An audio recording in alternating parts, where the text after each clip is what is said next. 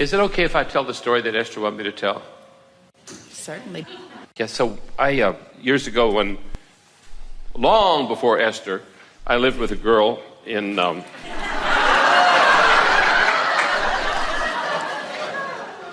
in El Paso, and she was a Miss, something West Texas kind of person. Wait, Esther's coming out of trance.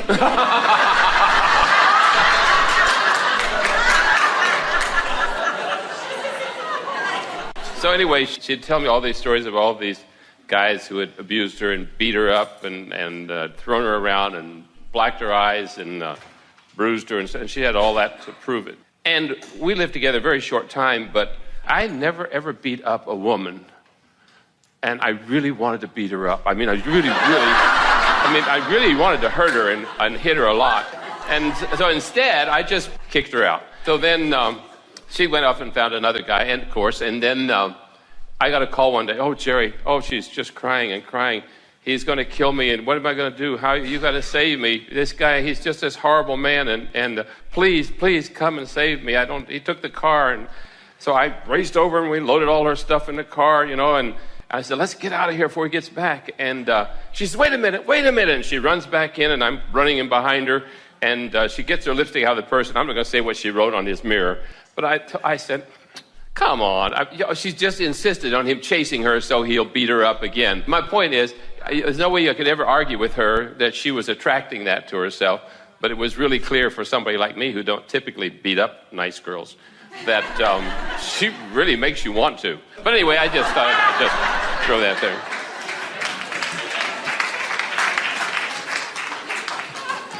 And so it brings a new light to the phrase, you have it coming. Well, law of attraction is talking about that, isn't it? In other words, she certainly didn't deserve it, and she certainly didn't want it, but it certainly did become her pattern of expectation. In other words, law of attraction says that like is drawn into itself. And so when, by whatever reason, you're in a situation where you are having these strong kind of experiences, it's hard to get beat up without noticing that you're being beat up, and it's hard to not feel beaten. And so as you offer that vibration, then law of attraction just brings you more of it. And so the question is, how can I stand in a situation that is less than what I want and not continue to offer the vibration about what it is? And we want to say to you that the predominant reason is because most people offer most of their vibration in response to what they are observing. You've just gotten so enamored by physical reality. You want to historically document it. You make monuments about it. You take pictures of it. You do everything that you can do in order to preserve your past. And in doing so, you teach yourself to observe what is, so that almost all of your vibrational offering is about your observance of what is. Well, if all or nearly all of your vibrational offering is about what is, and you want something different, but law of attraction is responding to what you're offering, then what is doesn't change very much, does it? So it's different places, different faces, but essentially the same point of attraction continues to occur. So what you finally have to decide is, how can I offer a different vibration under these conditions? How can I live the action journey that I seem to be upon, but take a different emotional journey? How can I offer a vibration that's different than what currently is manifesting? Because if you can't, nothing much will change. And if you can, everything can change. So it's a matter of making a decision that I will offer a different vibration, but then you have to do it by letting something else be the reason that you are focusing. Don't focus because it's true. Focus because it feels good. Don't focus because it is. Focus because you want something specific. In other words, let your focus follow your desire. And most of all, Don't try to do it all at once. Just let it get a little better and a little better and a little better and a little better and a little better until before you know it, it's really, really good and getting a little better and a little better and a little better, but it's really, really good and getting better and better and better and better and better, but it's really, really good and getting better and better and better and better and better. And people who are watching you will wonder what your magic is, and in your wisdom you may explain to them, I stopped looking at what is and started looking forward to what I preferred, and what I preferred then became what is. Then what? When what I prefer is what is, now do I just look at what is? Well, it's a better time to look at what is when you like it. So sift through, be a selective sifter, and look at what is, but choose the parts of what is that feel best. So if you decide to look at the best of what is, now more of what is will begin to look more like the best of what is, and you don't even have to use your imagination. Or you could ignore what is altogether, get really delusional, paint pictures of things that you really want, and create a whole new life. In other words, the universal resources will follow the vibration of your thoughts. So whether you're dreaming it, whether you're making it up, whether you're selectively sifting, it doesn't matter where you get your data. Pick a good movie that you really like, that you'd like to live, and watch it every single day, and before you know it, you'll be offering a vibration like it, you see. That was good. That was really good. Now what?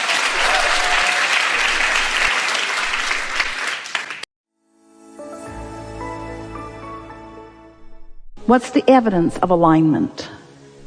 The evidence is emotion. And of course, we would say alignment is happening anytime you're not feeling negative emotion. In other words, contentment is evidence of alignment. Passion is evidence of alignment. Enthusiasm, bouncing off the wall enthusiasm, yes. Eagerness is that feeling of exuberance. It's that feeling of yes. It's that feeling of well-being. All of that. Those are evidence of alignment. You can't always be there. Is your question, should I always be there? No.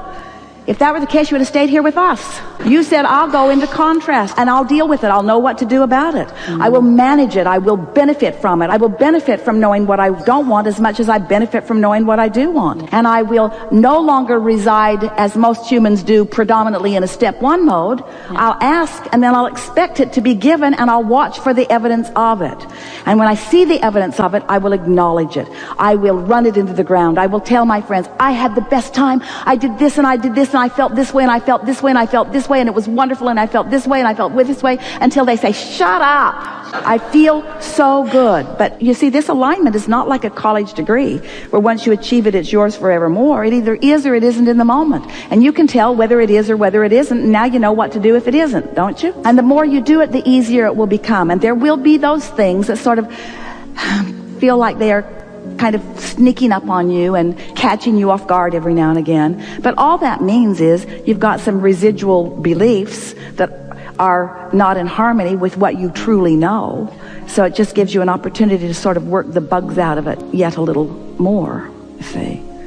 It's so much fun. This is the way you mold the clay. This is the creative clay. It's the thoughts and feelings that come in response to the thoughts. So you think a thought and you feel how it feels. So just play with it for a little while if you want to. Think about your mother and feel appreciation for her giving you an avenue into this time-space reality. Just try to feel a little bit of appreciation for that and feel how it feels. And then remember your teenage years and how hard on you she was and how she didn't understand.